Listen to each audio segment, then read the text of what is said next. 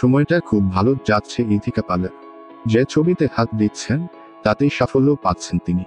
টলিউডে কানাঘুষা, তিনি নাকি lucky charm. এবার দেবের পক্ষ থেকে বড় প্রশংসা পেলেন তার খাদান সিনেমার কিশোরী। ইথিকা পালকে বাংলার ক্রাশ বলে সম্বোধন করলেন টলিউড সুপারস্টার দেব।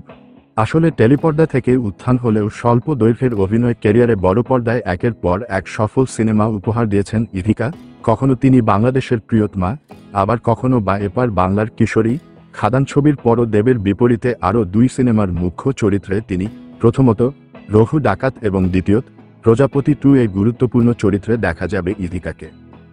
রোমান্টিক নায়িকার খোলস ছেড়ে ইতিমধ্যেই অভিনেত্রী হিসেবে নিজের ভাগ্য নির্ধারণ করতে ভিন্ন স্বাদের সিনেমায় অভিনয় করেছেন ইথিকা পাল।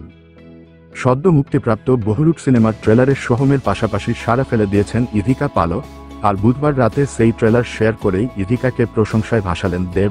সেখানেই আসন্ন সিনেমার জন্য সোহম চক্রবর্তীকে ভাই সম্বোধন করে শুভেচ্ছা জানানোর পাশাপাশি ইথিকাকে ট্যাগ করে বাংলার ক্রাশ বলে সম্বোধন করেছেন দেব। পাল্টা উত্তর দেন তার কিশোরী। দেবকে ধন্যবাদ জানিয়েছেন এই অভিনেত্রী।